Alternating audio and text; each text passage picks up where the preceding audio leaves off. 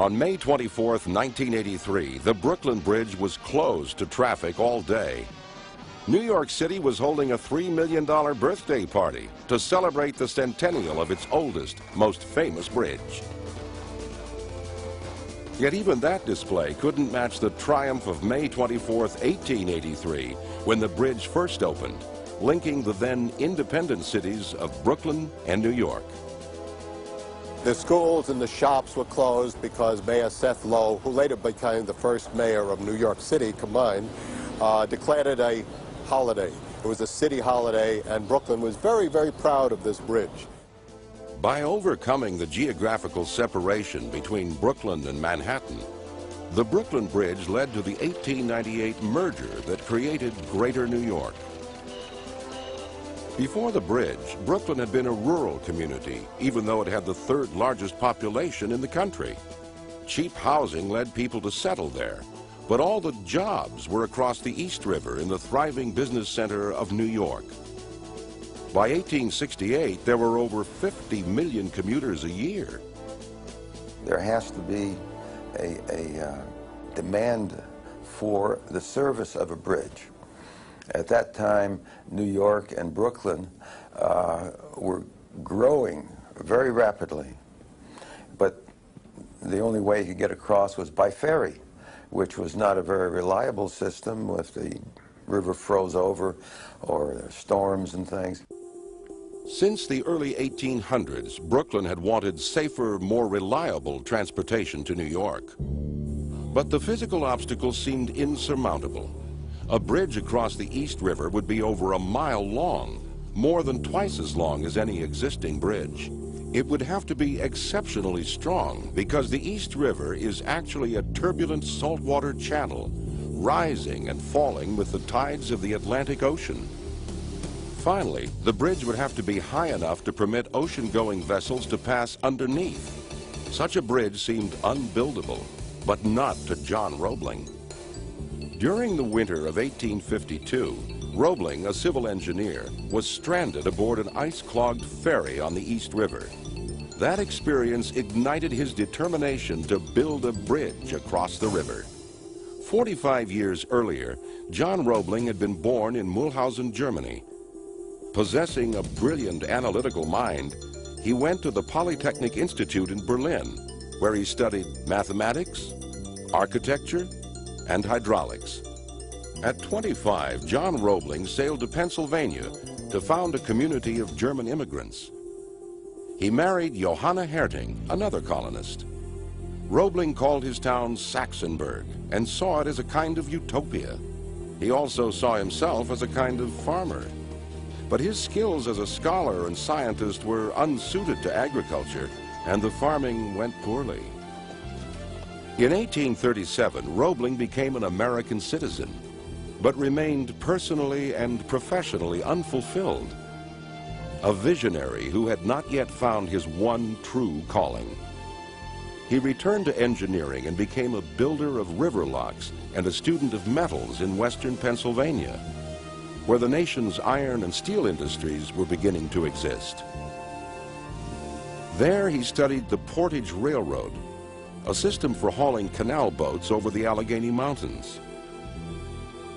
Roebling was dissatisfied with the hemp cables used to tow boats on the Portage Railroad. The ropes wore out rapidly or snapped, sometimes with fatal results. Roebling set to work on a solution. His laboratory was the meadow behind the church in Saxonburg. There he spent the summer of 1841 splicing and winding iron wire into a 600-foot-long cable. Roebling's iron cable became a gold mine. Orders flowed in from canal systems, makers of dredging equipment and pile drivers, coal mines, all the evolving technologies that would reshape and redefine America. In 1844, Roebling won his first real commission as an engineer. 9 months later, he delivered the world's first suspension aqueduct over Pittsburgh's Allegheny River. The aqueduct supported 2,000 tons of water on which floated a procession of canal barges. By 1850, Roebling had built 6 suspended structures. Each depended on Roebling's wire rope, now produced by his own factory in Trenton, New Jersey. From 1851 to 1855, Roebling was immersed in building a railway suspension bridge over the daunting Niagara Gorge. This bridge proved that a light suspension structure could support the heavy weight of a railroad. Roebling became the greatest bridge builder of his time. His passion for the suspension structure led to its preeminence in America. Today, there are more suspension bridges in the United States than in all the rest of the world. The appeal of suspension bridges lies in their ability to span great distances without intermediate piers. They also require less material than other bridges. Prior to Roebling, suspension bridges were out of favor because so many had collapsed. But Roebling's bridges never fell due to his scrupulous attention to detail. He was successful at building the bridges because he was a great innovator, but he did it very carefully. He did dramatic things, but he did them meticulously. He did not jump off onto something that he did not think out thoroughly and carefully. After Niagara, Roebling designed the Cincinnati-Covington Bridge, which became the world's longest bridge when completed under the supervision of John Roebling's son, Washington, in 1867. By then, John Roebling was struggling with severe depression, a reaction to Abraham Lincoln's assassination and the death of his own wife, Johanna. His chief comforts were the seances at which he summoned Johanna's spirit along with those of other departed family members. The one bright ray to penetrate Roebling's gloom was his plan for an East River Bridge. He claimed it would be the greatest engineering work of the continent and the age. Roebling envisioned a bridge with one central span, held aloft by 4 cables strung from 2 towers. The cables were secured to masonry anchorages, 7 stories high and as large as a city block, 1 anchorage on each shore. The bridge would be dominated by 268-foot-high twin towers. Each would contain 2 glorious Gothic arches, over 100 feet high, shaped like elongated cathedral windows. The structure has a very sacred feeling to it, a sacred dimension to it, essentially because it was built in a very Gothic style that was influenced by, I believe, the structure of churches. Roebling designed a 2-level bridge. The lower level was for vehicles. The top level was for pedestrians. Even today, no other bridge in the world has anything like it. In this case, no one asked Roebling to build a bridge. He wanted to build that bridge. He felt it was needed there. And his type of bridge would be the most practical, maybe the only practical way to do it. And so he actually came to New York and promoted the bridge. Responding to Roebling's passion, the state government in Albany chartered the New York Bridge Company in December 1867. Appointed chief engineer, John Roebling, but his project was immediately stalled by objections. Roebling's most challenged innovation was his plan to use steel rather than iron cables. Roebling felt steel would provide stronger support, but no bridge had ever been made of steel, and Roebling, for all his fame and brilliance, was bitterly derided. At 63, John Roebling was fed up with opposition. The Union Pacific was completing a railroad to connect towns and cities from coast to coast. Roebling saw his new bridge as the final link in the same transcontinental chain, the eastern outpost of manifest destiny in granite and steel. It was galling that the biggest challenge to Roebling's vision of America came from its own Congress. Roebling had to meet federal requirements, or the work that should rightfully be his noblest or most exalted contribution to the thriving industrial age would be doomed.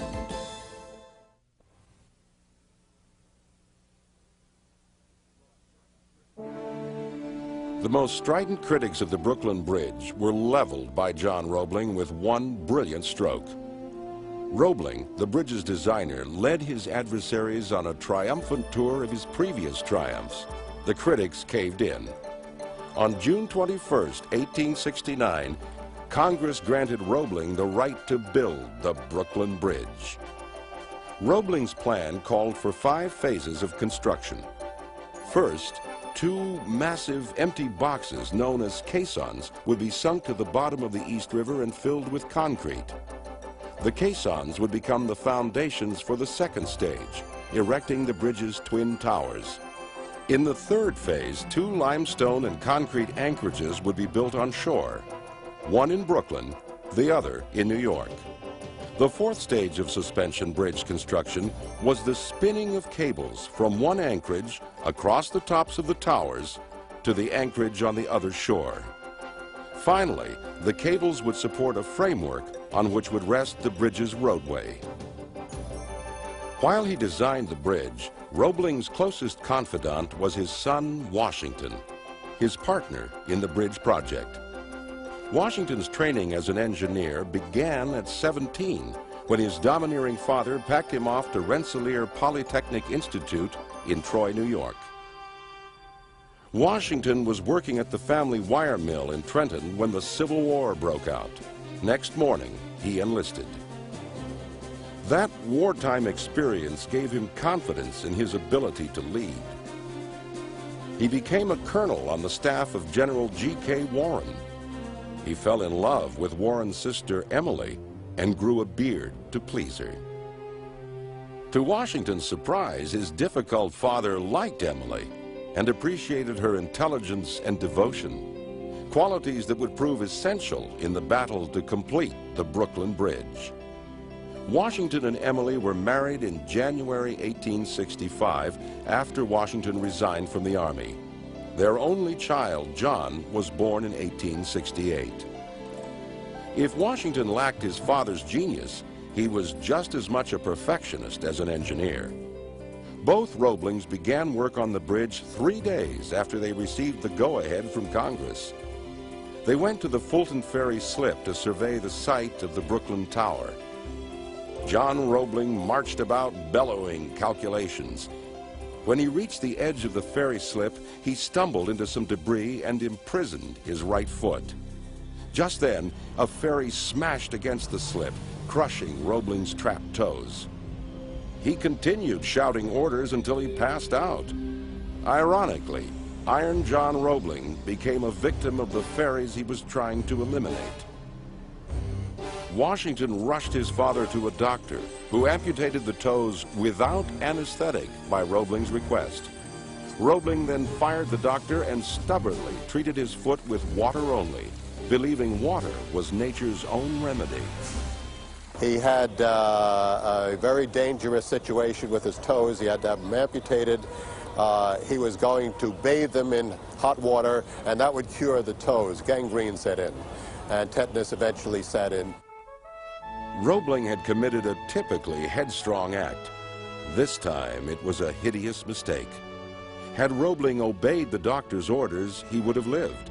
Instead, he died of tetanus 3 weeks after the accident. Following the biggest funeral in Trenton history, John Roebling was buried near the wire empire he founded. Flags flew at half-mast all over Brooklyn.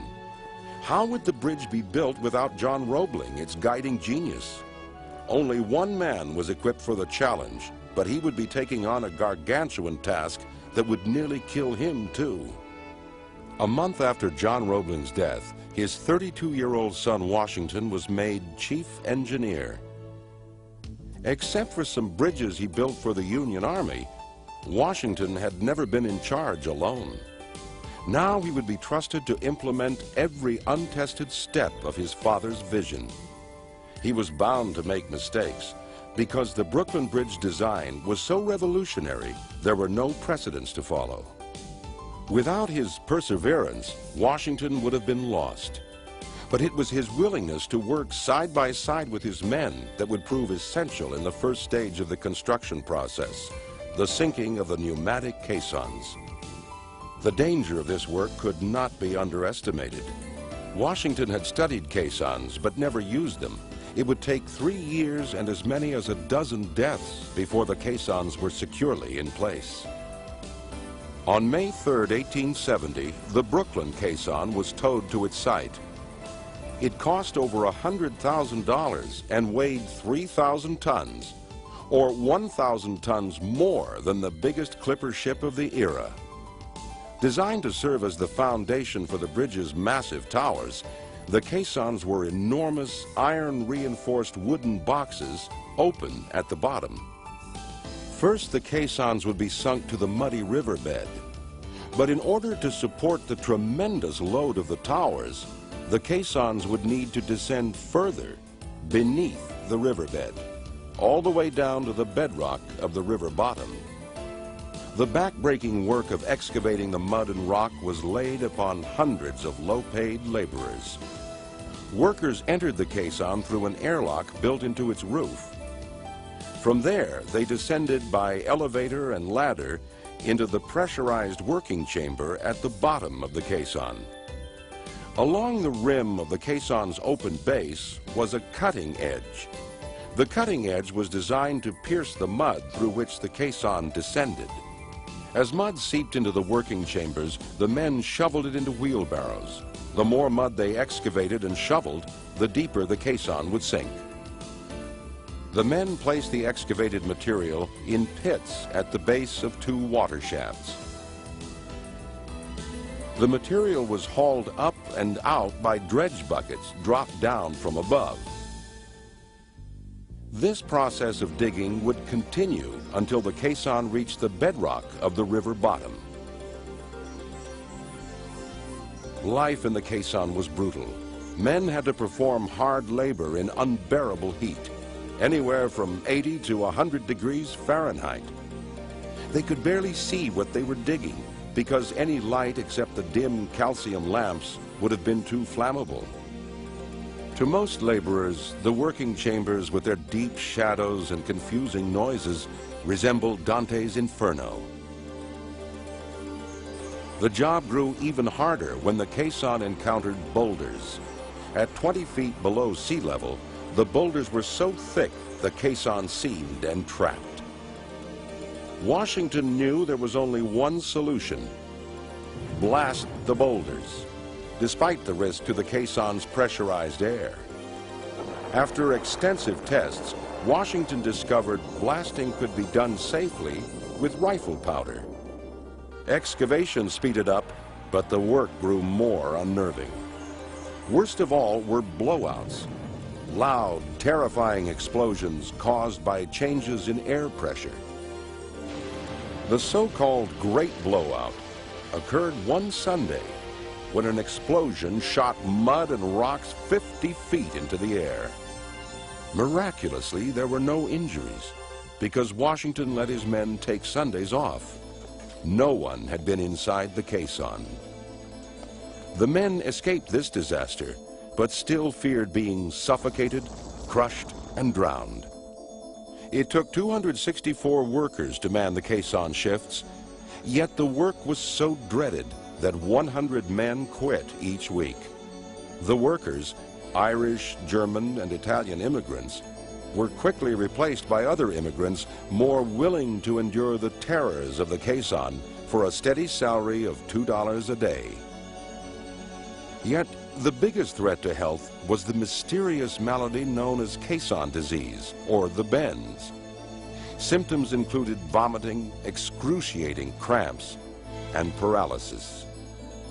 As scuba divers and astronauts who breathe pressurized air are taught today, the bends are caused by excessively rapid decompression. This releases nitrogen blockages into the bloodstream, preventing oxygen from reaching body tissue. Tragically, no one in the 1870s knew what caused the bends. As many as 1/3 of the caisson workers were severely stricken by this affliction. The more quickly a man emerged from prolonged stays at great depth, the greater the risk, which made Washington Roebling, who always worked alongside his men, a prime candidate for the disease. Washington suffered his first attack of the bends the night of September 28, 1869. Fire erupted in the caisson. It was detected only after it burned through the roof. Washington arrived right away. But by 5 a.m. the next morning, the fire seemed over. Moments later, after 20 hours in the caisson, Washington collapsed and was rushed through the airlock. Reaching the surface, he doubled over in agony. He was rushed home and recovered for now. When fire was discovered again at 8 a.m., Washington took no chances and ordered the Brooklyn caisson flooded for 2 days.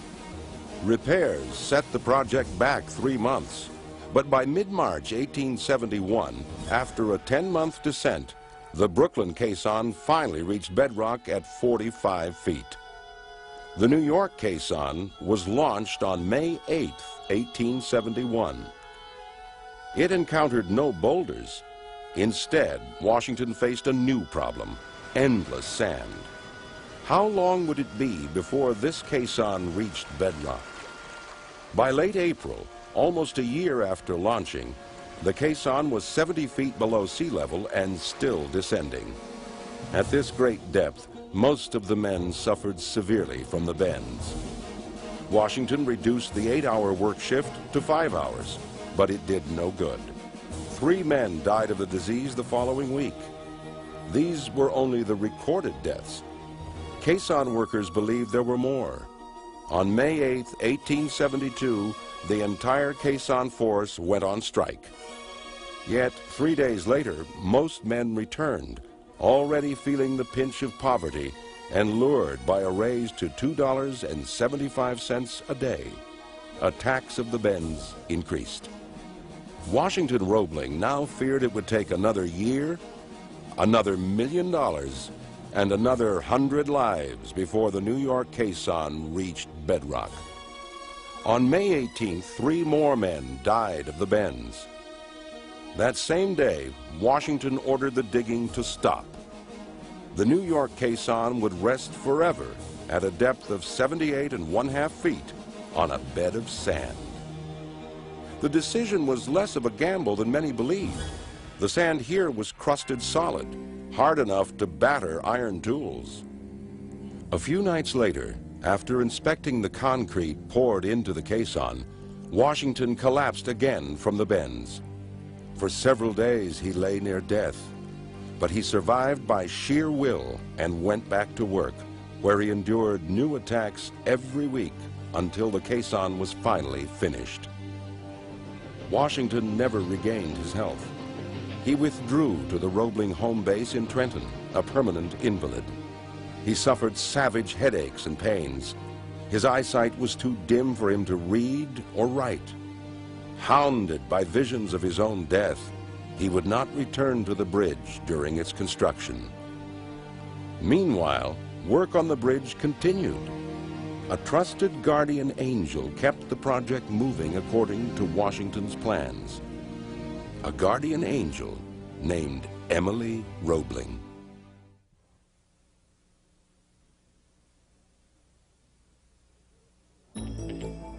It took 4 years to build each of the strong, massive towers of the Brooklyn Bridge. Beginning in 1871, granite blocks from 20 quarries arrived by boat at the tower docks. Steam-powered derricks hoisted the blocks onto land, and pulleys hauled them into their final position. Vertical wooden tracks along the sides of the towers supported each stone as it made its ascent. The huge towers were 59 feet wide and 140 feet long. By June 1st, 1872, when the Brooklyn Tower was 100 feet high, it was still far broader than it was tall, yet it dwarfed every building in sight. The sheer height of the towers made the work hazardous. 4 men died from being crushed by falling stone. 5 others were killed in falls from the towers. The biggest problem of workers on top of the towers was signaling to the men below who ran the hoisting engines. It was too windy for shouting. Fog made flag signals impossible, and signal bells often broke down. Men looking over the edge struggled not to be thrown off balance by sudden gusts of wind. Despite the absence of the chief engineer, the Brooklyn Tower was finished in June 1875. The New York Tower was ready in July 1876. Standing 276½ feet high, more than 8 feet taller than John Roebling had projected, the Twin Towers dominated the skyline. Their glory could only be imagined by Washington Roebling on his sickbed in Trenton. Not all his symptoms were caused by the bends. His nervous system had been shattered by overwork and anxiety. Unable to read, write, or tolerate visitors, he was still in constant touch with his assistants thanks to the vigilance of his wife, Emily. From 1873 to 1883, all of Washington's letters, charts, and designs were written by Emily. She must have had a strong role in the work that was, the way the work was being done. And she was a very important part of getting the bridge built. It's unlikely that if after Washington Roebling was incapacitated, that bridge, that he could have finished that bridge without her. With Emily's help, Washington, in Trenton, oversaw the construction of the bridge's anchorages. The anchorages looked like stumpy towers with the same derricks and pulleys on top. Deep in their interior were 4 iron plates, each weighing 23 tons. Attached to the plates were a series of iron bars curving upward through the masonry, ready to anchor the ends of the bridge's 4 main cables. With the towers and anchorages complete in 1876, workmen prepared the first traveler rope. A 6,800-foot-long loop of steel no thicker than a man's thumb, the traveler would extend over the towers and be secured at each anchorage. Its purpose was to haul the cable wires and spinning equipment back and forth. At 3:30 p.m., August 14, 1876, 6,000 people watched and cheered as the traveler was hung. New York and Brooklyn were finally physically connected by a single loop of steel. The Brooklyn Eagle ran the ecstatic headline, "Wedded." The New York Herald, playing hard to get, said it was only an engagement as yet. A telegram announcing the traveler's success was sent from the bridge to Washington Roebling in Trenton. The sender was Frank Farrington. Farrington was the master mechanic, and in 1876 they decided that he was going to cross the bridge and become the first person really to go from one tower to the other. On August 25th, Farrington was strapped into a bosun's chair looped to the traveler, which was shunted from Brooklyn to New York by steam-powered pulleys. Halfway through his 22-minute ride, the 60-year-old Farrington made a gallant gesture. He took the safety rope away and stood up on the swing and waved to people with his hat. And then he sat down again, and I don't think he put his safety belt on, but he sat down again and blew kisses to the crowds down below. The main reason for Farrington's ride was to demonstrate the safety of the traveler to untrained workmen. Unable to find experienced bridge builders, Farrington had hired sailors who were at least used to working at great heights. One of their first tasks was to construct a 48-inch wide temporary footbridge that hung between both towers. The flimsy footbridge was intended for the workmen, but it became a huge tourist attraction. thousands of ordinary visitors got passes to cross the river by footbridge. Some found it a harrowing experience, but amazingly, no one was hurt. If tourists were thrilled to be part of the bridge, Washington Roebling was tormented to be in Trenton now that his dream was becoming a reality. Throughout 4 years of agonizing pain, he had not once seen the bridge he lost his health to create. But now the cable spinning was about to begin. Cabling, the work he liked best, would make this a real bridge at last, and Washington Roebling could no longer stay away.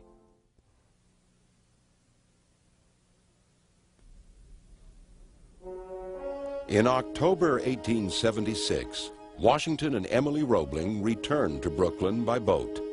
Washington was too frail to go to the site. His view of the bridge was limited to the range of his binoculars as he peered from the window of his new house a half-mile from the Brooklyn Bridge.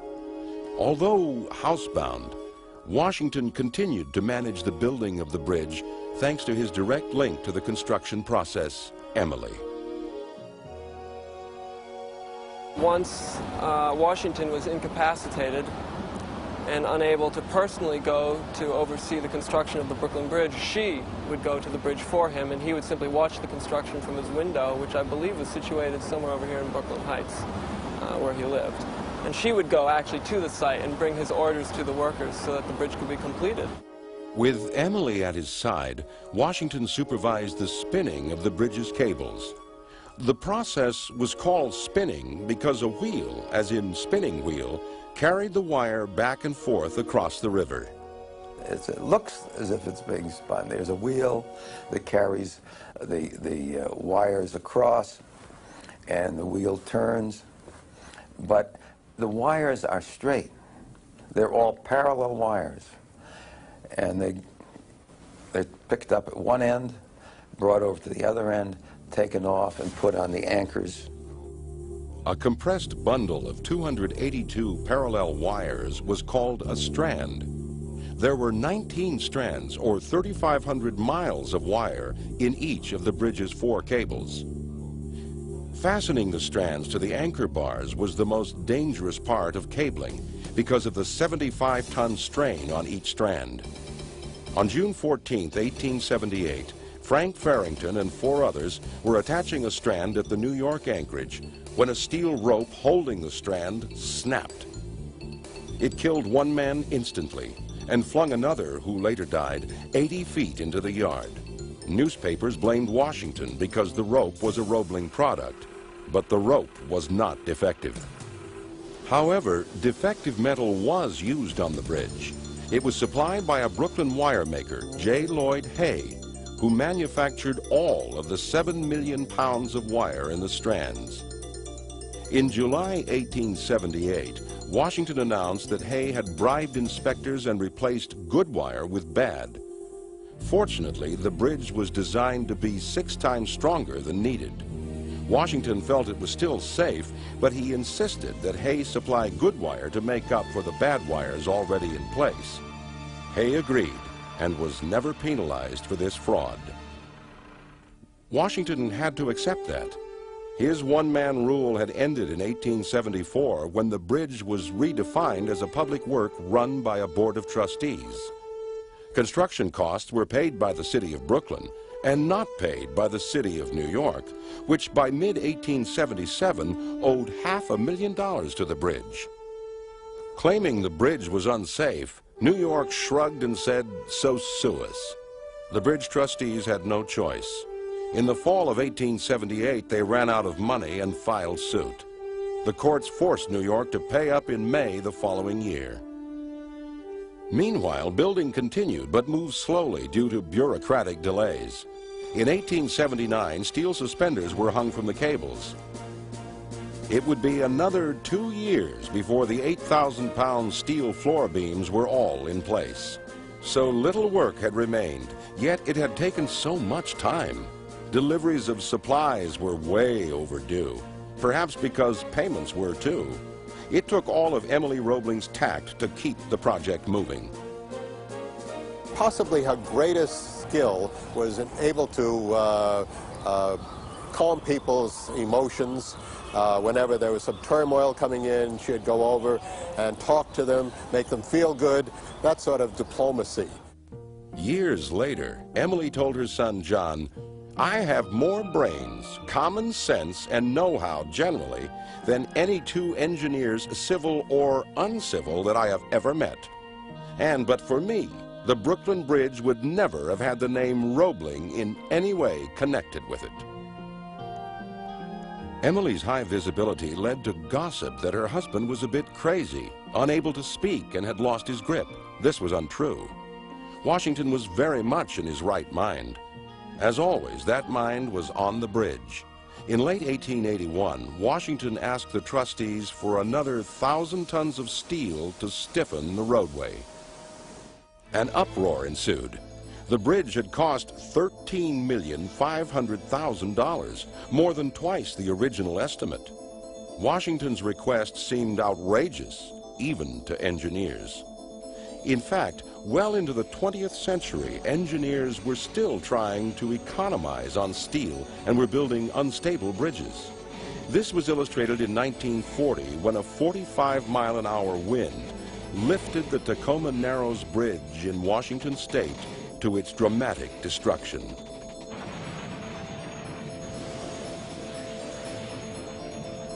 History proved Washington right. Without more steel, the bridge's roadway would not have been stiff enough to carry the automotive traffic that arrived in the next century. But in 1881, additional costs were intolerable to trustees who had no loyalty to Washington Roebling. Half the board had never seen him. None had seen him in the past 8 years. His sanity was viciously attacked. Washington Roebling's job was in jeopardy.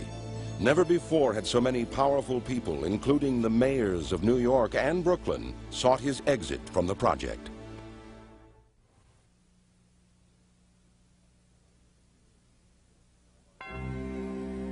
By 1882, Washington Roebling's 13-year battle to build his bridge had wrecked his health, sapped his energy, slandered his reputation, made him a recluse, and the Brooklyn Bridge still wasn't finished. But the roadway was in place, and in June, the state legislature ordered New York and Brooklyn to pay whatever it cost to complete the bridge as Washington requested. But the political candidates on the Board of Trustees wanted to win votes by having the bridge open before the upcoming election. They required Washington to appear before them to be admonished. He refused. He wrote the trustees that the bridge wouldn't be ready until 1883. Then he and Emily left town for their first vacation in 5 years.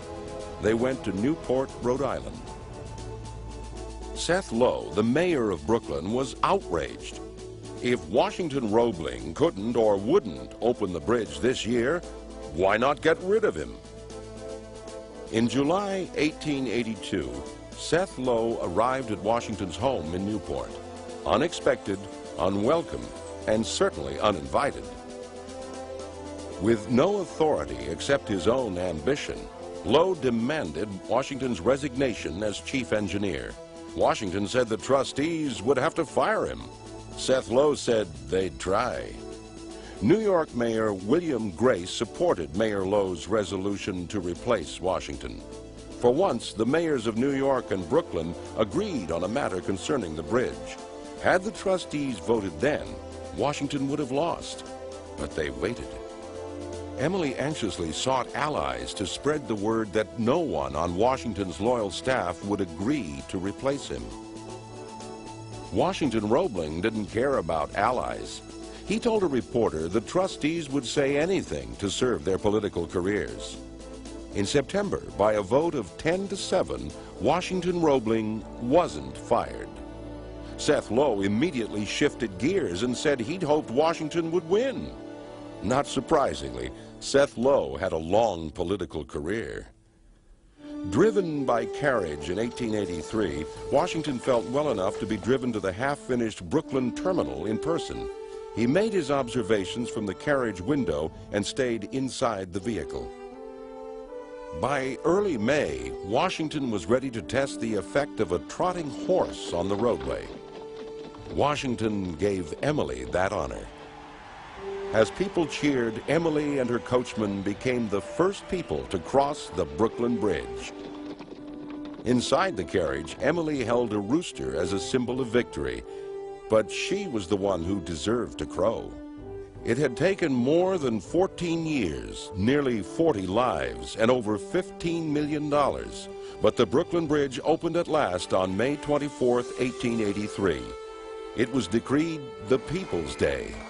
The entire city celebrated mankind's capacity for invention embodied in this wondrous bridge, leading from the limitations of the past to the infinite possibilities of the future. The day began with a parade of 7,000 dignitaries, headed by the guest of honor, President Chester A. Arthur. They called him the Apollo of America here. Good-looking man in terms of that particular time, and everybody turned out to see him. The other interesting person was the governor of New York, Grover Cleveland, who became a later president. And then they came down to this Manhattan end of the bridge here, where the president got out and walked across the bridge to meet Mayor Seth Low of Brooklyn. Afterward, over 150,000 people from every walk of life were welcome to stroll across the bridge for the price of a penny apiece. The only person of consequence who stayed away from the bridge was Washington Roebling. He watched the events from the window of his home. But Emily insisted that Washington receive his proper acclaim. That afternoon, she hosted a private reception. President Arthur, Governor Cleveland, and 1,000 other guests came to the Roebling home to honor the bridge's founding family. Through struggle, suffering, and sacrifice, Washington and Emily Roebling breathed life into the child born of John Roebling's genius, then clothed it in steel and granite to fulfill its destiny as the greatest engineering work of its age. On May 25, 1883, Washington and Emily left for Newport.